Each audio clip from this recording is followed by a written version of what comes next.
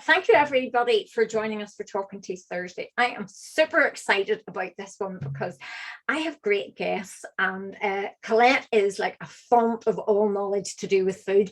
And it's something that we all have a relationship with, and we try and instill healthy eating habits into our children. And the theory's okay, but actually doing it in practice is a very different ballpark. So as I say, what we're going to do this evening is I have got some questions that have come through to me during the week, and we're going to basically work our way through those. But those of you who have questions, please fire them in the comments box and I should be able to pick them up. So the theory goes. So anyway, Colette, just to start off, would you just introduce yourself and tell us a little bit about how you got to sort of develop Growing Healthy Eaters and what it's all about, please? Great. So thanks a million for having me. I'm delighted to be here. So I'm Colette Reynolds, and I am a mum. First of all, I have two boys, as I was saying. That's better, yeah, sound-wise. So I have two boys. I have Oisin and Connor, a 7 and a 10-year-old. And I suppose I've always been interested in nutrition for myself. And then I became a mom, and I found that actually it's, a lot harder being responsible for feeding small people or partners or whatever. We say I do the cooking and, the shopping, I do most of that in our house. So I had a background before the kids in psychology. I have a degree and master's in psychology, and I have a PhD in health promotion. And I was working in the area of coaching adults one-to-one in a state agency that needed some extra support to either enter the employment sector or to re-enter it. So people maybe with long-term health issues, physical, different types of disabilities. So I kind of decided, because I was having some challenges myself with feeding my eldest, and I'll talk a little bit about that in a second, I decided, well, there must be other people out there who, don't even have this background that I have. And they're challenged as well. Like as I said, I had the degree, I had all these things, but I still found it quite, challenging. Yeah. So in particular, my eldest boy had no other issues, but he definitely had, let's say, a sensory issue, we'll call it, or a preference, or whatever you'd like to call it, with soft foods or wet foods. So things like soup, porridge. After a while, I realized they weren't featuring at all in the diet, So he was great for lots of things. He would eat some variety. I wouldn't have called him a fussy eater per se. He ate, lots of veg and different things, but nothing like porridge. He hadn't eaten that since he was a baby, and he had eaten lots of that as a baby. Soup, he wouldn't eat, he wouldn't eat anything mixed, like different textures together, like spaghetti bolognese, or, even melted cheese. He'd eat a piece of cheese and he'd eat, a piece of bread. They were separate. But if you put the cheese and melted onto the bread, suddenly the texture was, gooier, and just couldn't handle that. And he'd get quite upset. And I was like, kind of, what's going on? And, what can I do to make it better? Because actually, it was going on a while and it wasn't getting better by itself. Anything I was doing really wasn't helping. Now, as I said, it wasn't a significant issue, but still, I felt he was quite limited, in the terms of textures, and I didn't want him to keep going like this. Would it get worse? Was I making things worse, not even knowing what to do or what not to do? So I started, I suppose, looking at, feeding kids in particular. I know kind of nutrition, but I went back and I did a qualification in nutrition coaching. And then I started looking at, because there was no one in Ireland that time, probably not a lot in the UK either, looking at kind of, helping kids eat a bigger variety. We know to give them the veg and stuff, but what if they don't eat it? It's not that simple, is it? Right. So, I started looking and I did training in the US and places, and I looked at kind of what other countries were doing, because there were people like me, we'll say now, that were set up and, kind of what best practice and stuff was saying. So I basically set up Growing Healthy Eaters so I can help other parents particularly, but also, I work with people like yourself and, dentists and stuff, to grow their own happy, healthy eaters. So we know often what to give our kids, but it's how to feed them is the thing. You know, if they don't eat the dinner, do you give them their favorite snack afterwards, or, you know, do you give them the That is one toast? of our first questions. Yeah. So that's kind of what I do. So I do, and then we'll get to the first question. I do online consultations. Everything's obviously online now. There was a time people would come to me, but it's all online. So we do Zoom or whatever suits format, and it's personalized advice. Particularly, parents come to me, you know, if their kid has a more limited diet. I do online or offer online courses. So one of them is about reducing sugar positively. You know, how do we do that? What's kind of the kind of strategies rather than no, you can't have sugar all the time, or no, you can't have that now. And I have another one just about creating healthy eating habits early. So that's about getting in the good habits early. So for example, if they don't eat the dinner, do you offer an alternative? So do you want to fire ahead with the first question? We've got this question, folks. A mum of a toddler, nearly 2 years old. So if they don't eat their dinner, should you offer them something else that they know they will eat, or should they go to bed hungry type thing? So there's a bit of a dilemma going on here in this household. That mum is in the mindset that she would rather give him something, whether it be yogurt or fruit, so that he doesn't wake up in the middle of the night hungry. But dad thinks if he doesn't eat his dinner, he shouldn't get anything else. And there's this dilemma. And I know this myself from my own children over the years, that, you know, do you just give it back to them and just say, no, that's your lot if you don't take that tough, or do you make sure they have something? And it's a real dilemma, because if you don't want to be woken in the middle of the night having to go and then get something, what would you say, or what would you advise here, Colette? So definitely I see this a lot, and parents would tell me. So it reflects, you know, that, you know, giving them something, is that kind of our goal? You know, obviously we don't want them waking up at night. And also it reflects that sometimes there's a difference between the parents. You know, one says to do this and one says, oh no, we should do the other. So, you know, it's quite difficult. So my view, I suppose, on it is, if there's nothing wrong with giving them something else per se, it would make sense. You don't want them going to bed hungry, but what can happen is it can become a bit of a vicious cycle. So even a very young kid like this toddler can see this association that if I eat very little or none of the dinner that's offered, we'll say at 6 o'clock, at 6:30, let's say, or 7, if I ask for something to eat, I will get something maybe more favorite. So I might get the toast or the yogurt or whatever. So they may be, you know, holding back on the dinner and then going, okay, you know, I'll fill up later because I know that's coming and it's nicer than whatever they gave me. That's the lasagna. So we want to prevent that habit forming. So one of the ways of doing that is to make sure that the dinner is reasonable what you offer. So let's say an extreme example, if your child won't touch broccoli, giving them a bowl of broccoli and saying, well, that's it, that's your dinner, isn't reasonable. They may not be comfortable even touching it.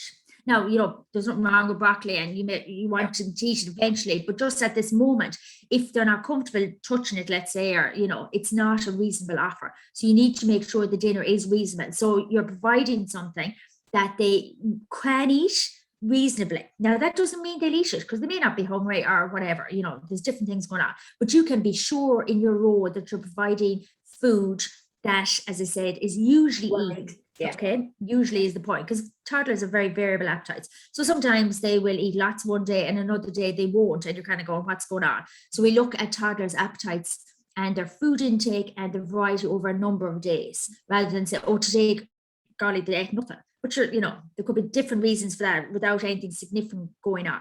So that's one thing, that the dinner is reasonable.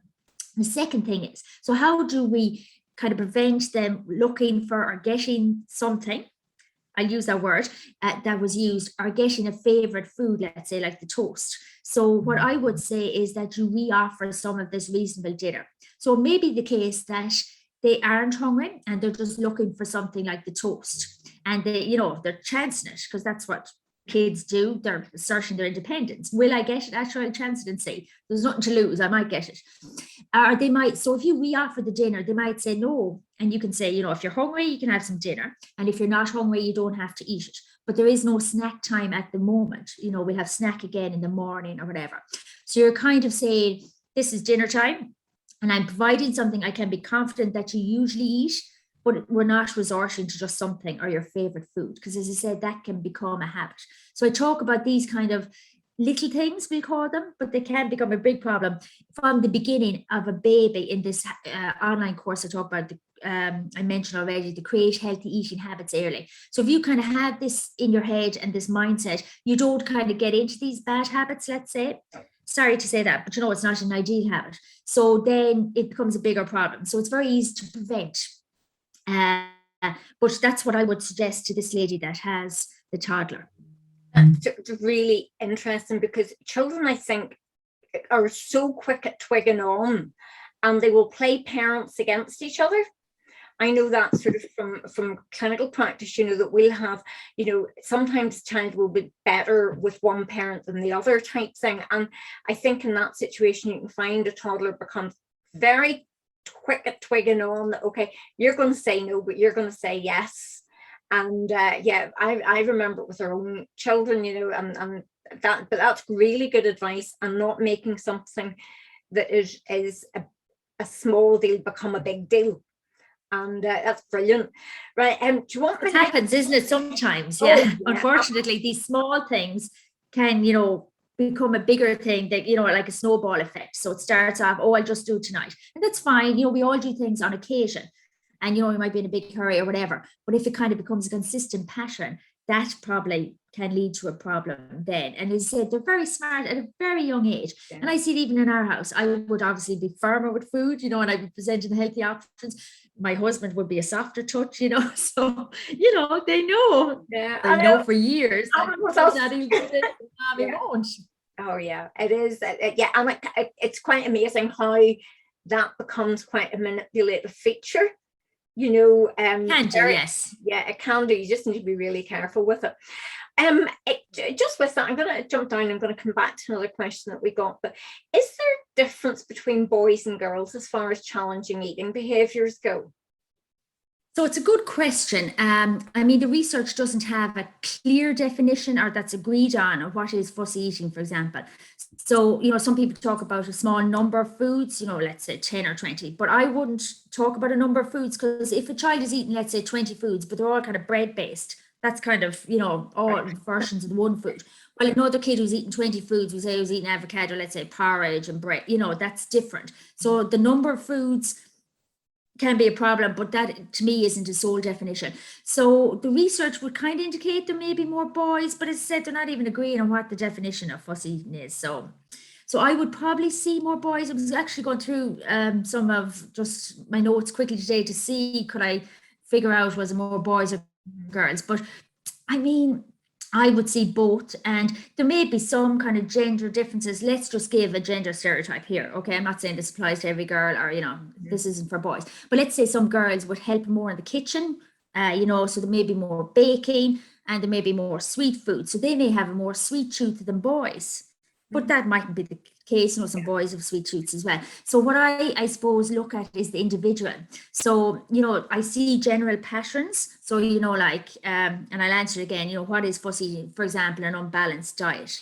But it can, within that then there can be quite differences. Some kids would eat no protein foods at all, Harley.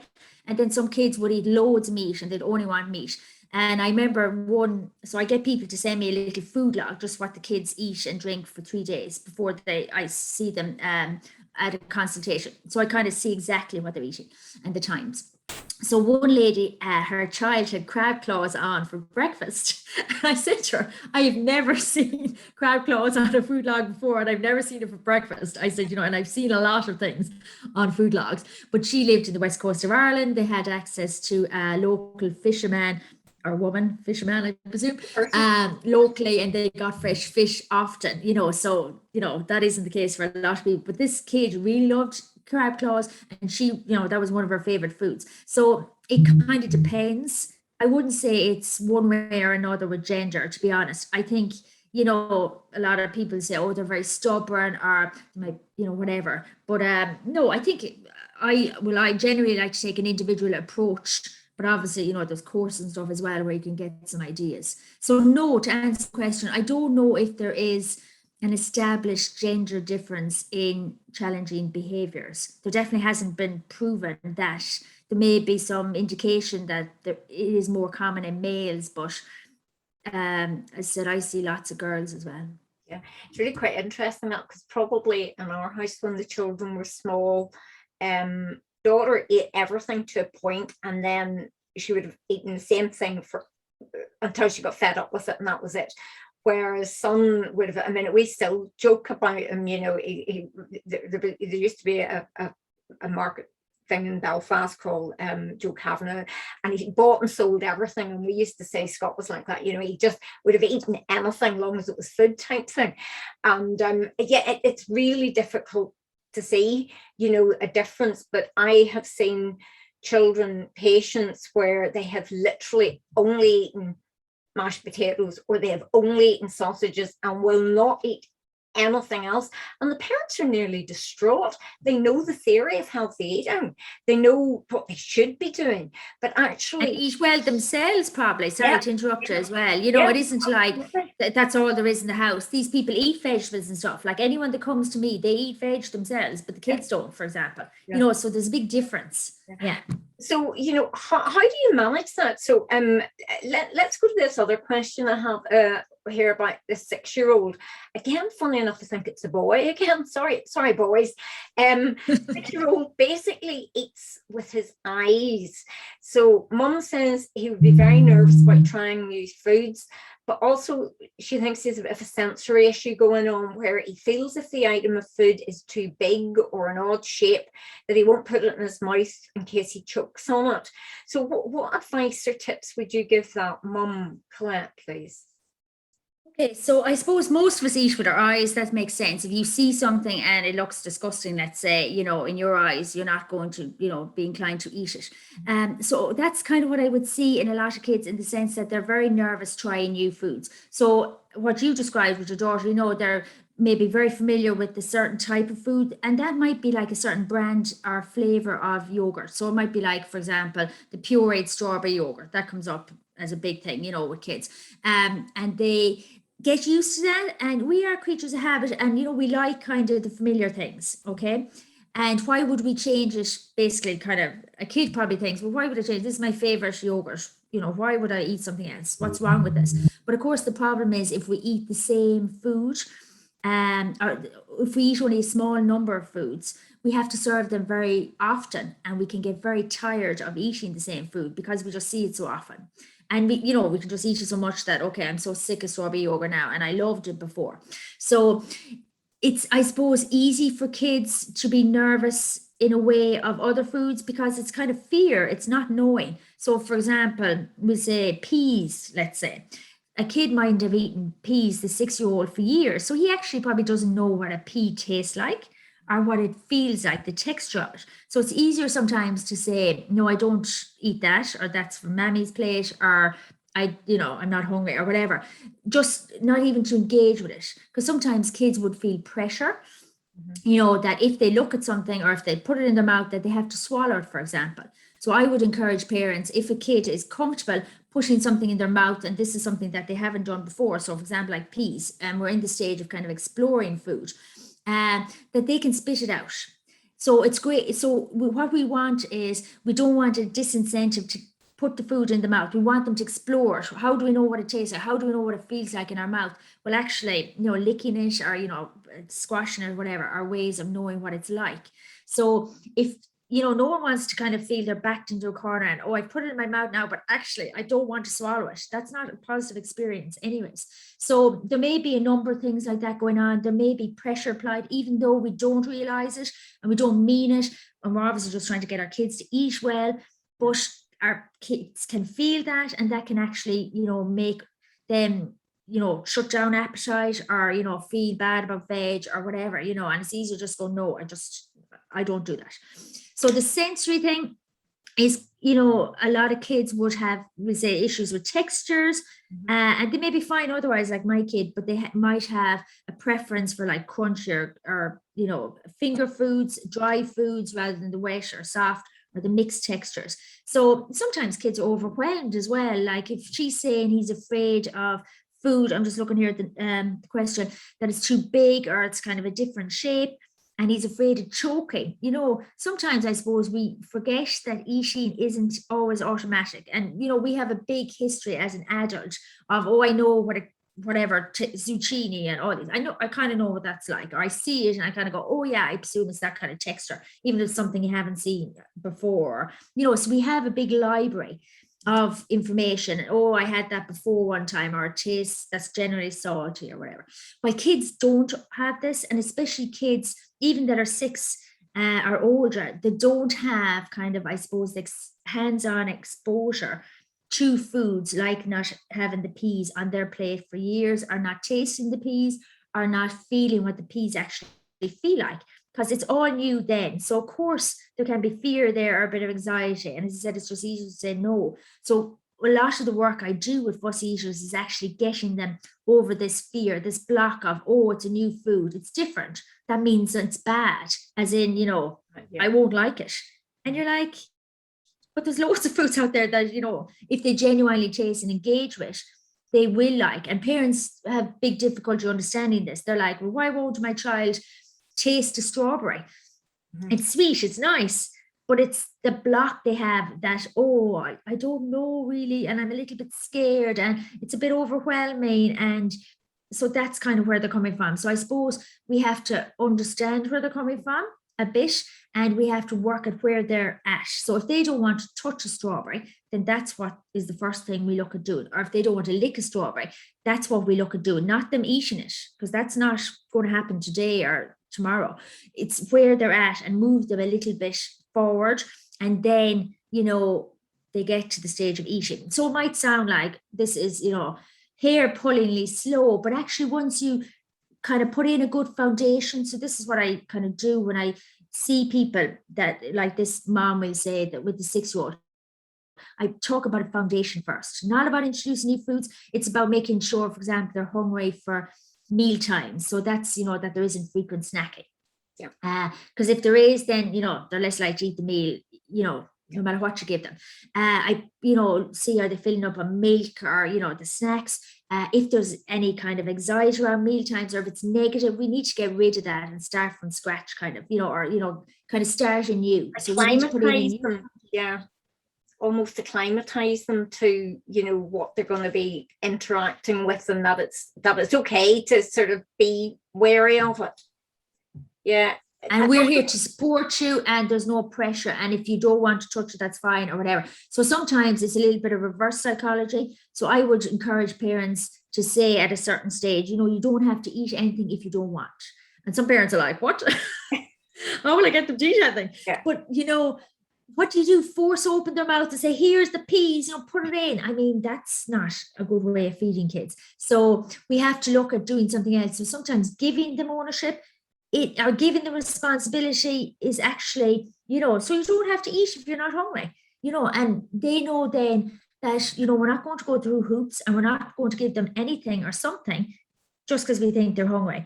You know, so you give them some power, they have some choice, and then, you know, that relieves the pressure and stuff. So there's a kind of a number of things. I kind of go through a process with kind of a fussy eater like that. And I kind of, as I said, talk about the foundation first, you know, get those things in place. And then how do we introduce new food? How do we break it down? How do we get them on board? It has to be positive. It can't be the pressure. It can't be, oh, you have to eat that, and then you get your biscuit. Yeah. So, you know, we get rid of things like that if that was happening.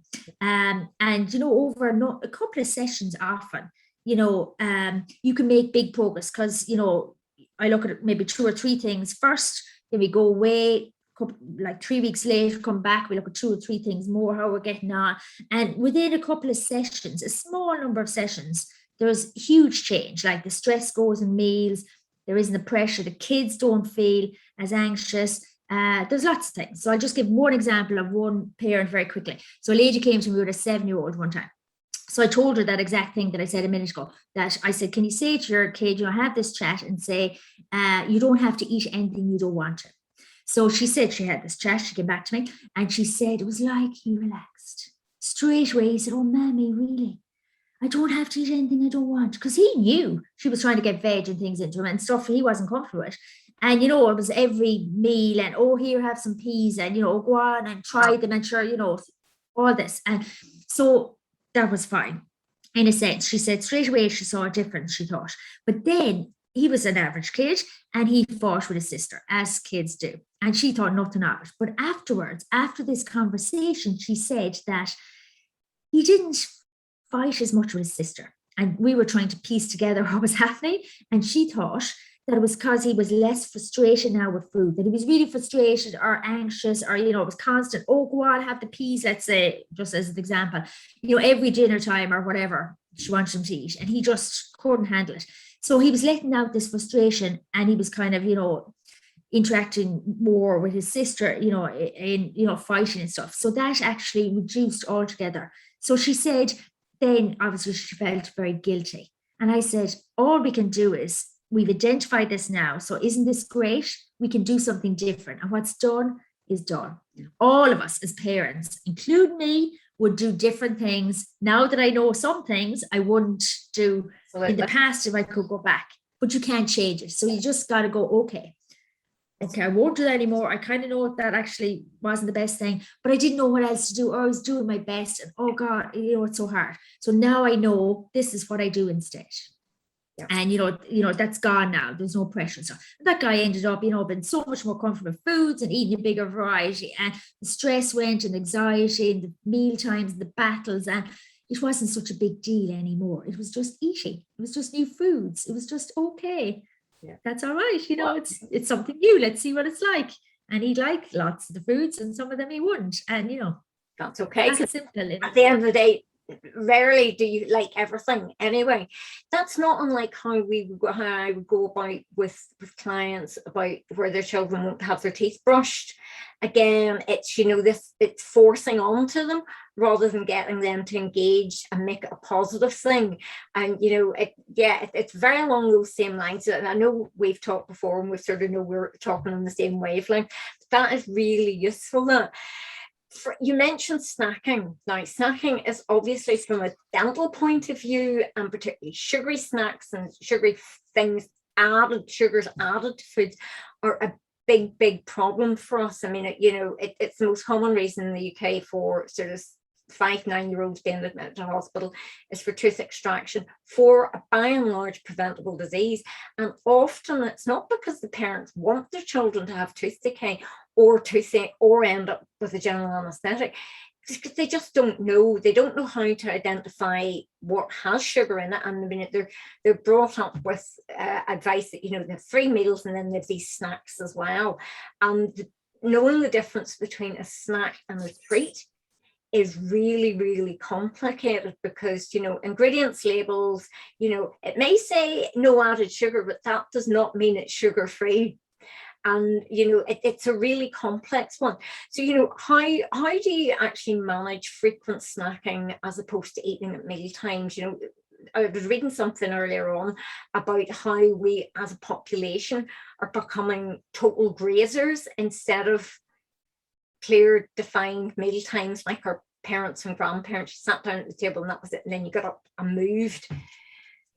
How do you manage that? So just to say that frequent snacking in terms of fussy eating is probably one of the leading causes. Now, just if you get rid of the frequent snacking, the fussy may go, but there may be other things you need to work on. So it is a big problem because kids aren't hungry for meal times, and the snacks, as you say, are more often they're processed. They're more they might be sweeter foods, so they might be the fruit or the sweetened yogurt, or they might be the crunchy dry foods they have the preference for, or the like the crackers, for example. And the meals are definitely different, that they're the mixed texture, for example, like the spaghetti bolognese. So let's see now. So again, you have to look at a number of things. So you have to look at what you offer, let's say. So the question, I'll just go back to, there was a question there about how do you manage frequent snacking, especially if the child doesn't want to eat at mealtimes. Yep. So you have to go back to what's served at the mealtime. That is reasonable, okay? So again, if you serve a bowl of broccoli, you can't expect them to eat it if that's not something reasonable. And then, of course, they're looking for a snack. But there is a big blur now, I think, between, you know, as I said, kind of snacking is so the norm and we've become grazers. But that, as I said, is impacting on our meals. We're eating little bits, so we're not hungry for a big amount, like a meal.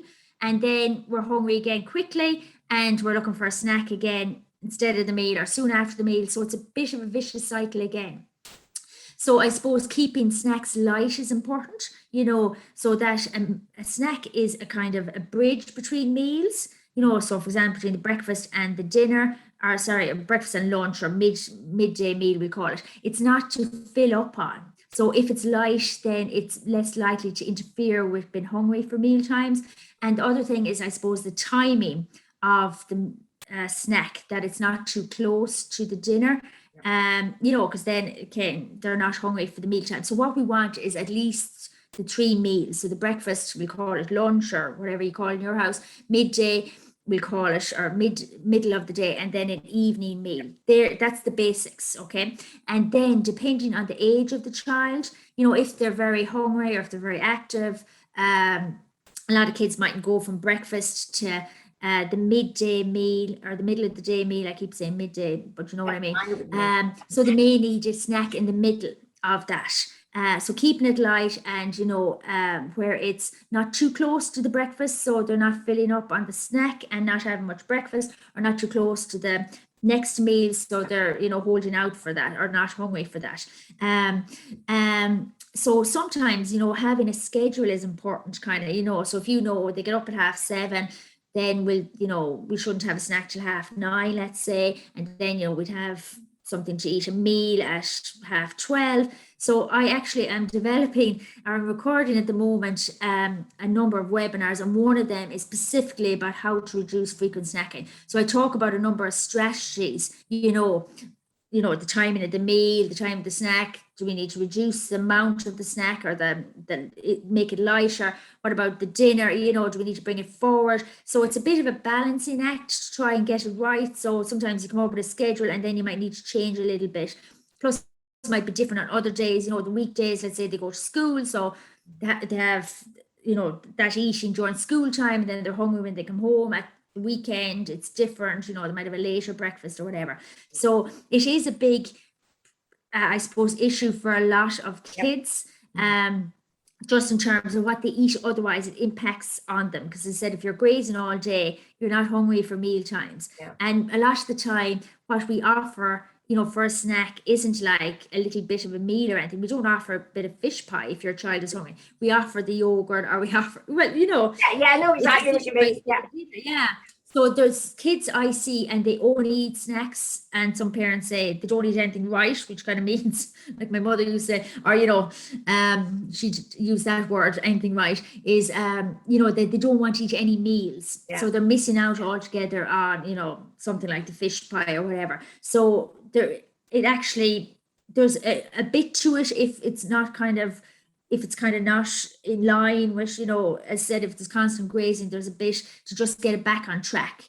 But there is a number of strategies you can do quite easily, and a little bit of tweaking, then you'll get to a schedule that kind of, they're having their 3 meals, they're hungry for that, and then you see, do you need a snack maybe in the morning? You may need no snack in the afternoon. My kids don't have any snack in the afternoon between, because they're just not hungry then for the dinner in the evening.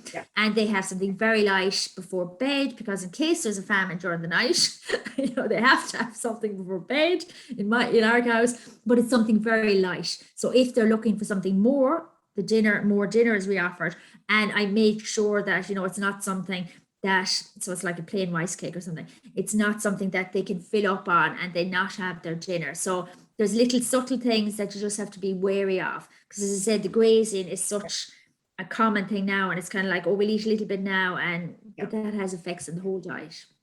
I mean, it's funny because my kids were brought up on rice cakes. That was their sort of snack. My father used to refer to them, you're feeding them polystyrene, but you know, they were happy. They didn't know any more.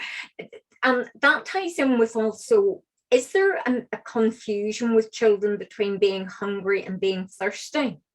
So I know that's something that affects adults quite a lot. And I know one of our biggest challenges, apart from bedtime eating, is something, and no fluoride in toothpaste and stuff, but drinking juices, drinking fizzy drinks, basically not drinking water, it can be a real challenge to get children onto drinking water, which is so good for them in so many different ways, apart from the fact it's also cheap and accessible.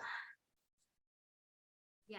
So I suppose the problem with if a kid gets used of juice, sweetened drink, or a fizzy drink, the plain water then is very plain. So I use the word plain there. It's not sweet. It's not, attractive. So let me just give an extreme example. Let's say I always gave my child juice to drink so that they never had water. Then it's a very hard sell to give them the water because, as I said, it's so boring in contrast. So again, parents been aware of this from the beginning. I gave my eldest juice with his lunch. I would not do it now. I didn't do it with my second, for, I don't know, vitamin C absorption or something. I have no idea, what's wrong with a piece of fruit. So, we do things sometimes that kind of create habits kind of, so sometimes we kind of need to think a little bit long term, no more than, giving just something to eat, frequently instead of the dinner, or, if they don't eat the dinner, does that cause a problem long term? So I suppose things you can do, let's just take with juice. If your child is used of juice, you can do a number of things. So you can go cold turkey. So let's say we always have juice in our house in the morning at breakfast, let's say. So what you could do is just pretend you forgot to buy it, so when it's gone, don't replace it for maybe a week or two, so that your kids then get more used to drinking, let's say, the water. Now there'll be protests, because like, where's the juice, Mammy? I forgot to get it. And let's say I live far away from a shop or whatever, or I get it the next time or whatever, or, so they can get used of the water instead. But that's difficult. So I suppose the other way of doing it is to do it more gradually. So you could have, a glass of juice, and what you can do is, instead of filling it up to the usual amount, you can add in a drop of water, or not a drop, but a little bit of water. So we'll say, small amount at the top, so that you're gradually diluting the sweetness of it.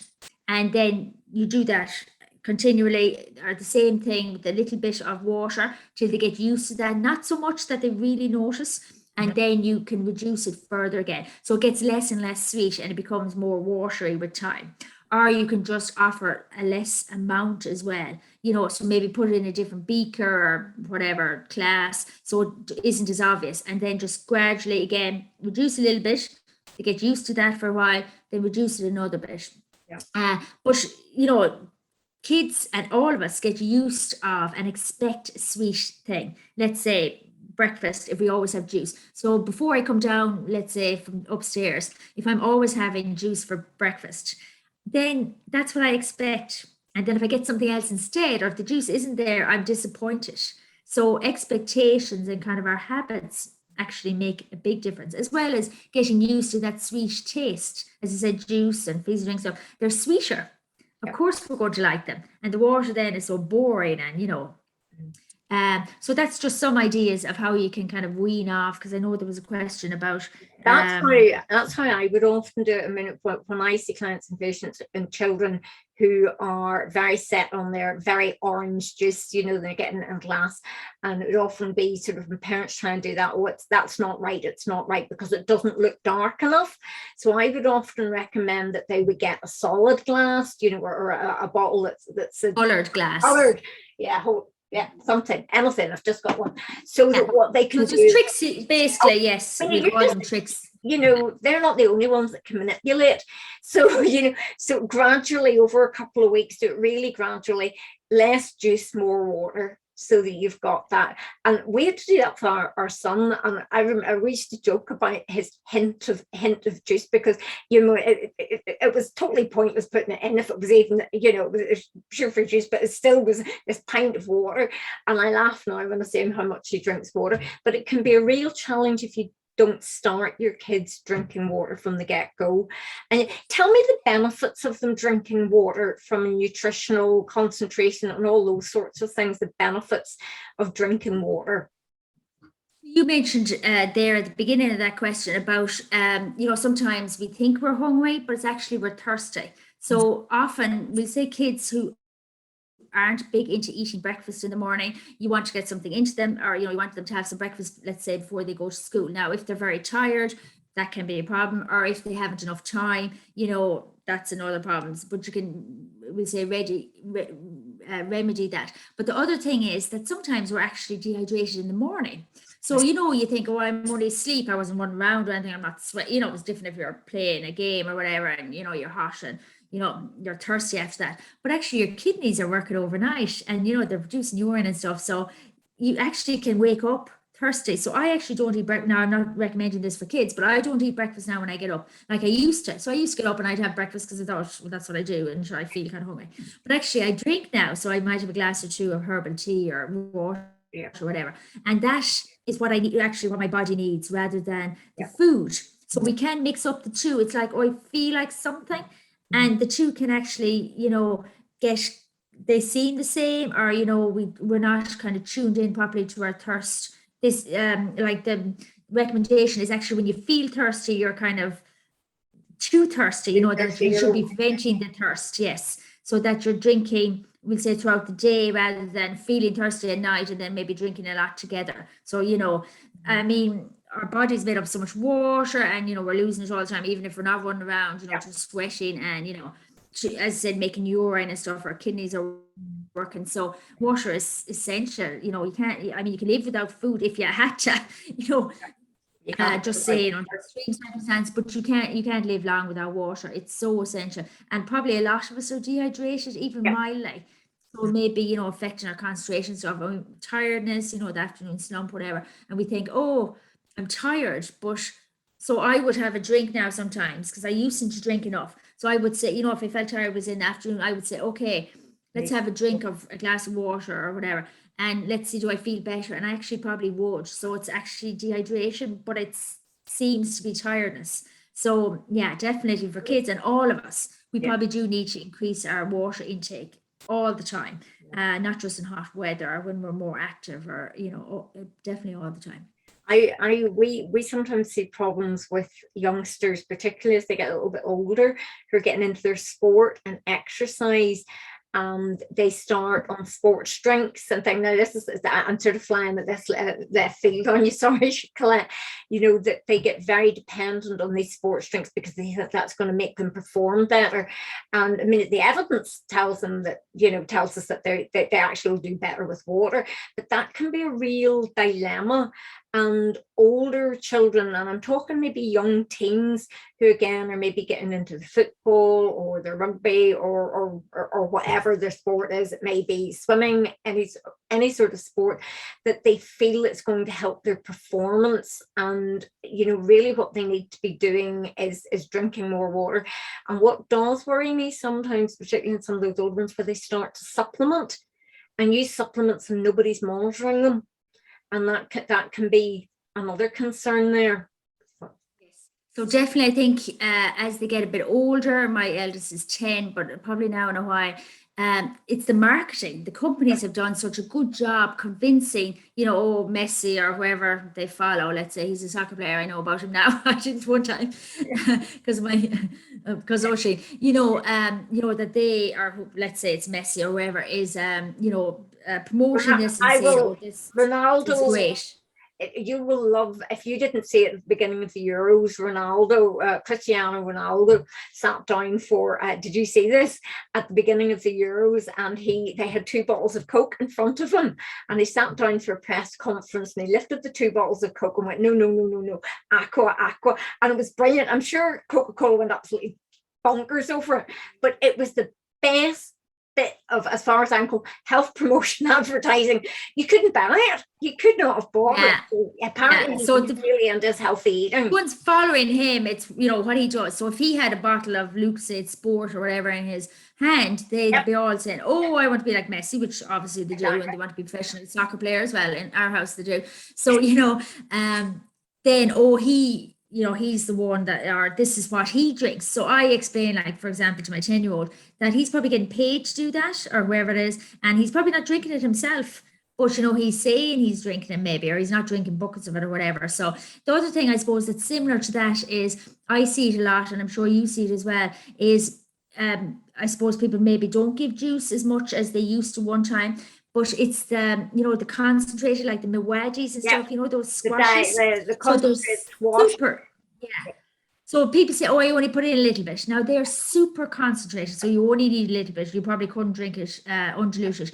And the problem is, a little bit even is super sweet. Yeah. So you're getting that sweet hit and getting that, really strong taste. So then, of course, the water is so far away. So that's a big problem. A lot, and there's, again, the advertising and the marketing, they're flavored waters. But sure, is that a flavored water? Yes, there's water in it, but it has this, squash or whatever. So it's, it's a juice drink or whatever you want to call it instead. It's a sugar drink or something, so they're trying to, sell us this idea of, oh, it's only flavored water, it's only a little drop, and it's, so you have to be very careful of that, because again, you get a taste for it and it's hard to get off it. And from a dental point of view, that's still a sugar attack on your teeth. It's still going to take time to clear. I think that's something that people get, and I've had this with colleagues as well, that don't realize that fruit concentrate is sugar. The World Health Organization has delineated as sugar, and it will cause tooth decay. So anything that's made from fruit concentrate, and there's so many things that say no added sugar, but they're actually made from fruit concentrate, and they will, parents think they're safe for their teeth, and they just do not realize. And I mean, that I get really upset for a parent, because parents then blame themselves, but how are they meant to know if nobody tells them? And I think we do need a much more clear guidance on labeling. Food labeling is a minefield, isn't it? Yes. Oh, I would agree. So definitely the squash and stuff, even if there's an artificial sweetener in it, so there's a lot of problems I feel with artificial sweeteners. People say, oh, it's sugar free, we're not getting sugar and it's not bad for the teeth, and the calories, but you're getting the sweet taste. So even that alone would be one of the problems I would have with artificial sweeteners. I mean, there's other problems as well. They reckon, it's very bad for the gut, and you're expecting a sweet thing, or expecting calories and you're not getting it, and then you're craving something else. So I would, go natural and obviously reduce the sugar, so in our house, if they do want, let's say, juice, I would treat that as a treat, so if they wanted to have something to eat or something to drink, I don't say, the drink just doesn't happen. So it's like, if they on occasion would ask for juice, so I'd say, well, that's, is that your treat instead of something to eat? And often they just go, no, I'll have something to eat, so the liquid sweet things and the liquid calories and all that is, a treat. It should be the same as something to eat. And we do have this huge problem that is going to overflow into the demands in the health service in the future of childhood obesity, and children eating and not knowing when they're full, and they just keep eating, and it's really difficult. I mean, it's psychologically, I mean, are we all pre-programmed to our children pre-programmed to prefer sweet things, or do we give them a sweet tooth? So obviously we all are born with certain genetics. So let's say my baby is born with the genetics to be really tall, okay? But that doesn't mean they'll end up really tall. So they may not have enough food or different reasons, and they may end up small. So yes, we have a kind of, I suppose, a predisposition to one thing or another. For example, I suppose some people anyways would reckon that babies are born with a preference for sweet taste. For example, the breast milk is sweet. But actually what happens after that, like the diet, whatever, is really important. So again, it's like the juice. If I only ever give my child juice, let's say as an extreme example, then they expect that, they're looking for it, they're disappointed if they don't get it, the water can't compare. Yeah. So not that we give them a sweet tooth, I suppose it's just that they're exposed a lot to sweet things, which is really difficult to avoid, even in savory foods, things that you think aren't sweet. Again, back to the food labeling, or there's these labels on natural sugars, or no added sugars, or there's all these different things, and what do they mean? You could spend ages at it. So I suppose one thing one thing I would say about labels, just in terms of sugar, is, if you're looking at a low sugar product, it's 5 grams or less of sugar per 100 grams. So 5%. So that's kind of, there should be, I think, a traffic light system, so red is high sugar, orange is medium sugar, and then green is the lower sugar, this low sugar. And, you can eat most of the green to be healthy, and, some of the orange and less of the red. That would be very simple. But of course, manufacturers don't want that, because if you're, a cereal producer, a breakfast cereal producer, whatever, most of your cereals are not low sugar. And, so I suppose that's one thing just to look at, that's very quick, and say, okay, is it low sugar? Now, if it's low sugar, they'll probably say it on the packet. You'd see an odd time, an odd cereal that's the less than 5%. But you can look at it quickly and say, okay, is this low sugar? Because there's so many names, and like, I don't even know what some of the things mean on the ingredient list. And you're looking at it going, what the hell? So that's one way of kind of simplifying food labels in terms of sugar. Just say, okay, this is low sugar. And, that's the amount that's in it. And that's kind of what we should be aiming for most of the time with packaged food, just to simplify things a little bit, because it's a minefield, as you said, food labeling. You need a degree in it, and you probably still won't. I know. I mean, one of the things I get into this a lot when we're having conversations, not just with clients and patients, but with colleagues as well, if who wants to do a very detailed food diary. Often from our perspective, we want to know how often they eat, what, how frequently is food, drink, anything going in their mouth, and then what's going in, because if you know the number of potential sugar hits in the day, then you can start to say about, well, actually, do you need X, Y, or Z? And the other thing for us is trying to avoid anything sweet the hour before bedtime. That's a big one. Counteracted with using fluoride toothpaste before you go to bed, and making sure that the teeth are clean, and the basic things that are routine to most of us. But something else I was asked, and I mean, again, I haven't had this just as much as I had maybe 10, 15 years ago. And I don't know whether that's a demographic thing, or grandparents not caring as much for grandchildren. I don't know. But this is something, how do you stop grandparents or other people, let's say, giving your children sweets and biscuits all the time? And I have a clear recollection of my grandmother. Every time you went to visit, she used to put her hand behind the television, and she must have had a supply of bags of sweets, and she used to give, there was 3 of us, and she used to give us each a bag of sweets and tell us to go and sit in the doorstep. And honestly, we didn't care about sitting in the doorstep, because we always got something from the back of the TV. But how do you stop grandparents doing that without creating a major domestic dilemma, nightmare? I suppose years ago, it was different. Kids weren't getting as much sweet. There wasn't as much processed food. It wasn't as cheap and as available and stuff. So, grandparents probably still have that, feeling that that's their role, kind of spoil the kids, and we can spoil them with sweets, of course. What else would we do? So I suppose having a chat first of all, and I'm just conscious when I finish this, I might put on the light, because I don't know how the light level is really pop it on now. Very dark. So the next question I'll go. Look at that. So I suppose having a chat to the grandparents and saying, can we have some kind of guidelines? So maybe one treat, when not too close to, when they come home, then, they won't have the dinner, for example, because they've eaten a lot of sweets. So this, you have to kind of say, well, they're getting sweets, at the parties and whatever. It's different than when I was young, for example, and, isn't relatively that long ago. We only went to the shop once a week, and we'd get an ice cream like after Mass on Sunday. The environment is very different now. Like my kids, they grow up, they're in the city, the shop isn't that far away. A lot of kids have pocket money, so it's a very different environment. So I suppose to kind of explain that and say, can we come up with a plan that, we limit the biscuits or the sweets or whatever, and just have it once a day or whatever. Now, some other people are open to this, some aren't. So I suppose we only can control what we can control. So if it's the case that they're not open to it, what you can do is maybe modify what we can control. So let's say if our kids are going to granny's at the weekend and we know there'll be a lot of treats, then maybe, we won't have treats during the week. So we can say, oh, actually, we're going to granny's the weekend, and, we know we'll have treats there. So, we're not going to have any treats beforehand, or, we won't have treats afterwards. So kind of planning ahead, or we know there's a birthday party coming up or whatever. So I talk about some of those things in that reduce children's sugar in positive ways. That, control what you can, and there's certain things you can control. Now, some things you can't.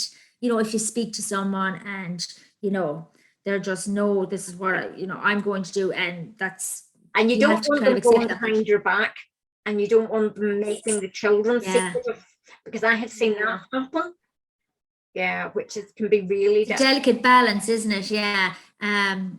But that's what I would say. Try and get them on board, and try and say, they actually are getting the sweets here and there and whatever that we used to. So, it's a lot together. Can we just limit it to this? And if that doesn't work, then try and, do what you can around that, and say, okay, we're going to cut back a bit, or we're not going to have the treats, we're going to have more healthy foods and stuff, because we know this is coming up, and that we kind of have to accept it in a way, because that's just the way it's going. We had sweet boxes, treat boxes, and I often encourage you pop Light. I still encourage clients to do this with their children. It doesn't matter what age they are, but basically, I mean, you can now buy fancy boxes. Back in our days when ours were small, you got 2 shoe boxes, and the kids basically decorated them. And then if people brought sweets or treats for them, and they went into the sweetie box, and it used to be, it's actually quite funny.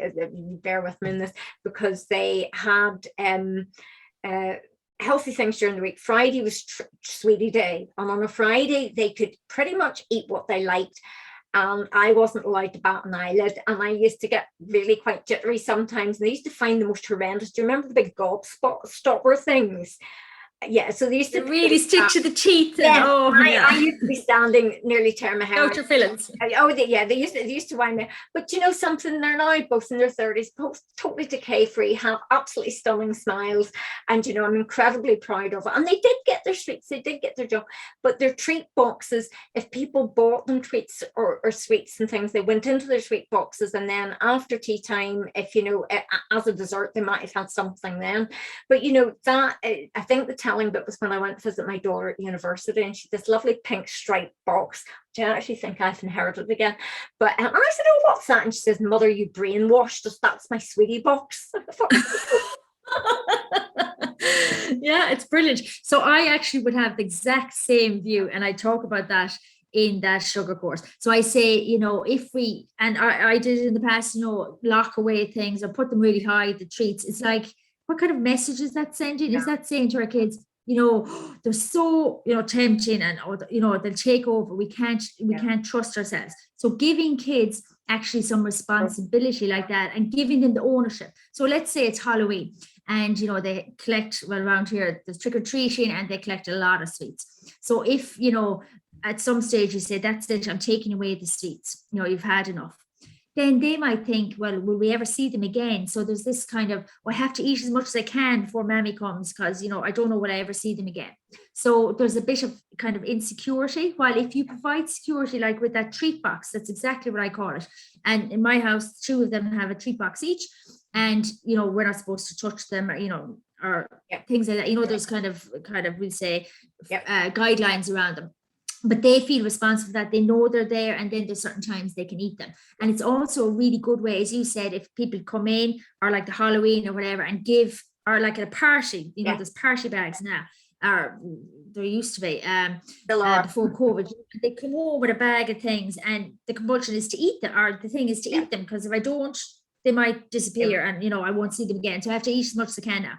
So there is this kind of overeating. So put them into the treat box, and then you don't have them on display, as in, you're looking at them all the time, because they would call to you, but you don't have them locked away, or, so they're like at the bottom of a press, for example, in the kitchen. So they know, they're there, they're theirs, we can't touch them, and they can eat them at times, but they don't eat them all the time. So there's a little bit of a better relationship with them. It's not like, oh, I can't trust myself. Oh, if they're in the house, they'll call to me. And it's kind of a little bit of, I suppose, practice at dealing with all this temptation, because, when you go into shop, let's say as an adult, there's walls and walls of, from the bottom to the top of the wall, of all these sweets and whatever, different things, biscuits and stuff. So how do we manage that if we don't have any practice as a kid? I think it's important to get some practice kind of with a smaller amount, and also give them, as I said, the responsibility, and give them some sense of control and kind of security, so they're not kind of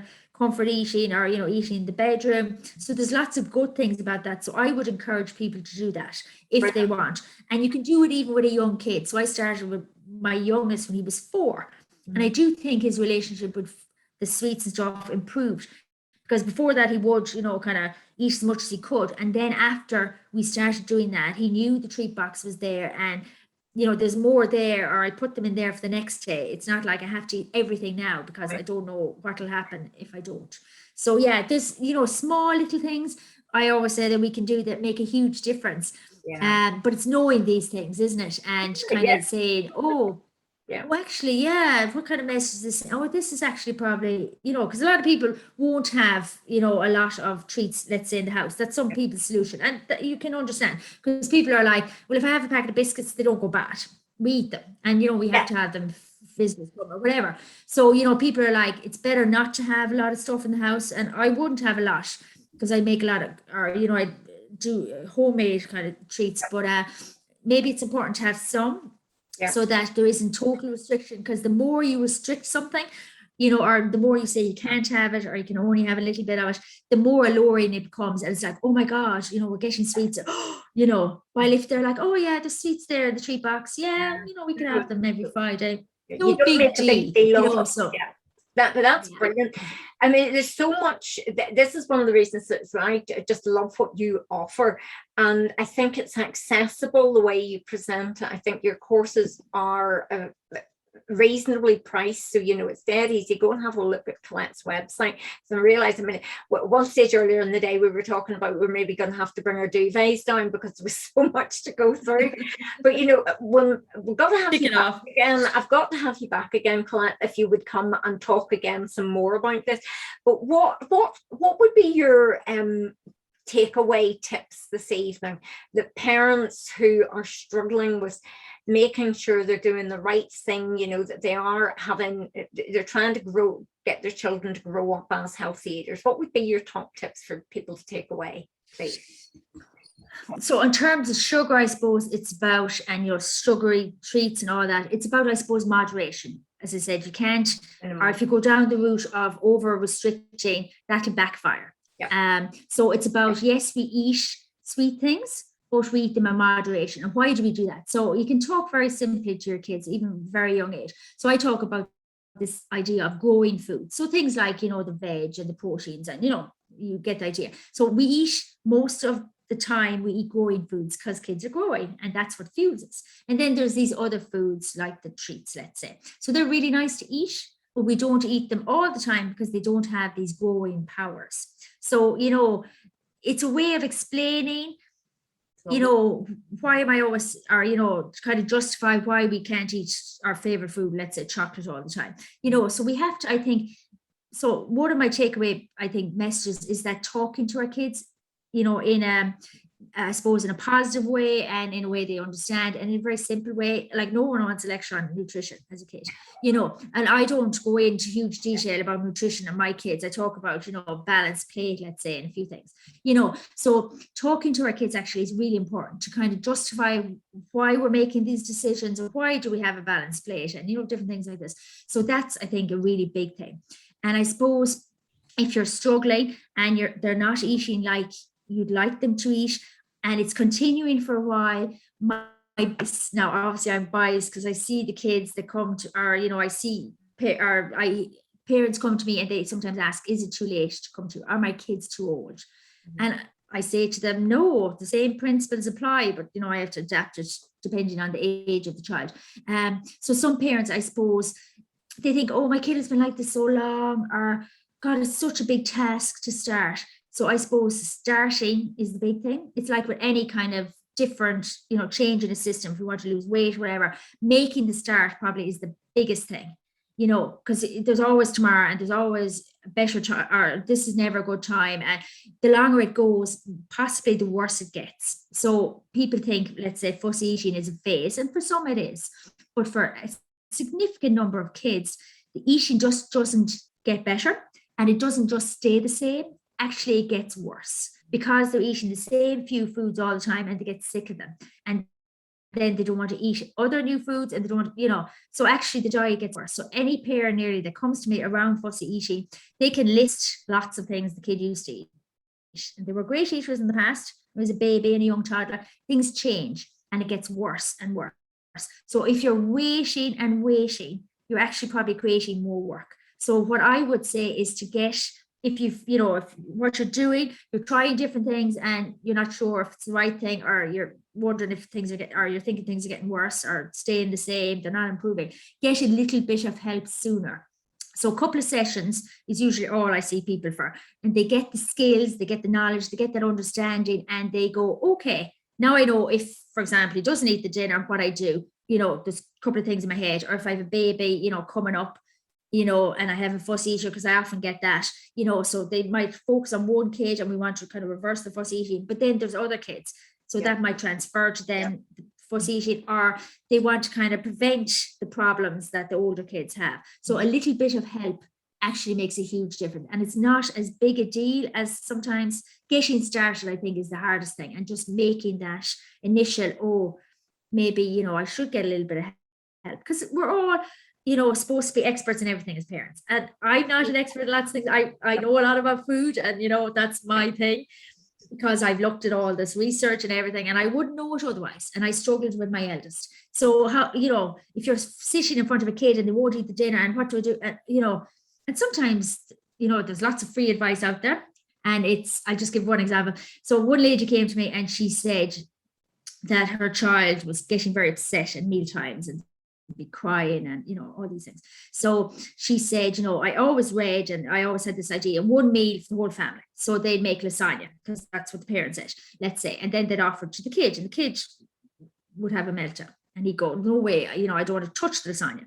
So, I actually went against, which is good advice, everyone eats the same things if it's working. But if it's not working, we actually had to serve different foods for a little while until we got rid of the meltdowns at mealtime, and then we started introducing new foods. So sometimes general advice is great, and there's lots of advice out there, but is it the personalized advice? Jimmy is doing this. Okay. So someone comes to me and says, Jimmy is doing this, or he's not doing this, or whatever. And I go, okay, well, let's start with this for Jimmy.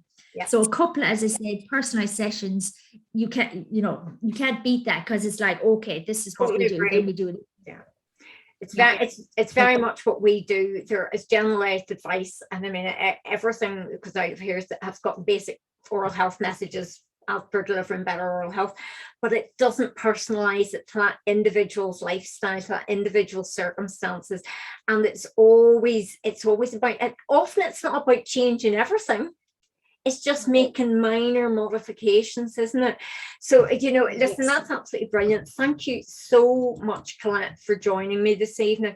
I think there's been a lot of information for people to take away. Please go and look at Colette's website, because it is a great tool, and it's a great resource. And a bit like Growing Smile, I don't know that there's anything else out there doing what you're doing the way you're doing it. And we're sort of the same from that point of view. But, it is all about helping people help themselves, isn't it? Empowering, yeah. It's all about empowering the parents. I don't want to keep seeing someone, and I don't need to. Nope. I give sessions, they go away, and even after they finish with me, they often are still making there's positive changes. Yep. So they go, okay, I'm not doing the alternative for dinner, I'm still doing that. And in the beginning, there was a bit of, backlash against it, let's say, but we're now doing it, it's a norm, and it has other benefits, they're hungrier for dinner, or whatever the case is. So there's lots of benefits even after they finish with me, which is, great to see. So this little bit, and like you, so they might start off and, getting into the new habit, and, there's a bit of, backlash against it or whatever. But if you continue, then sometimes that becomes the habit, and it's like we've nearly forgotten we were like that before, and this is what we do now. And I often find that it's about reassuring parents that they're not wrong. It's just there's maybe a different way of doing it that they might find easier. And I mean, I'm a great fan of the best option being the easy option anyway. But it is often how people don't know what they don't know. And asking for help, I don't think is as natural now, because everybody Googles everything. They think they can find it out. There's got to be some way but that's never taken it to that individual's personal level, is it? So and as I said, sometimes it might be the best meaning advice, like the family means everyone needs to stay, but actually mightn't be working, so it's not working for you, and it actually was making things worse in that house. It's great advice, but actually it's making things worse. And there's a lot of inconsistent advice out there, and there's a lot of people giving advice that maybe, aren't in the best position to give it, let's say. So, there's a lot of problems with general advice and, what's out there. So I try and, simplify things. I talk about a process, and people always say, oh, that makes sense. And actually I never thought of that before. If you kind of explain things and then it's in their head. So they continue to do it. As I said, they might not just do with that one kid, we'll say that they came with, it's the other kids as well, or, so it's a little bit of knowledge, I suppose, can make a huge difference, can't it? Listen, thank you very much indeed for joining me. My pleasure. I hope you've all found that really interesting. I am going to put the links to Colette's website and her courses and things that are happening at Growing Healthy Eaters underneath the Facebook Live. So you've got the links there. Please, if you've got other questions, come back to us. Either post them there or direct message me, because I know that's how we've got questions this week for Colette coming. And certainly, if people, I certainly am really keen that you come back again, because I find this really interesting, because diets and sugars are probably the biggest challenging aspect and of what we do. It's only one part of the preventive package, but it's such a key ingredient, because a minute you don't have sugar, you're not going to get tooth decay and the consequence of that. So listen, thanks very much indeed, and thank you all who have been here live at various points this evening. I say the links will be below this, and hopefully we'll see you all again soon. But listen, thank you ever so much, Colette. I'll be in touch. Thanks ever so much, everybody. Thanks a million. Thanks, everyone. Bye. Bye.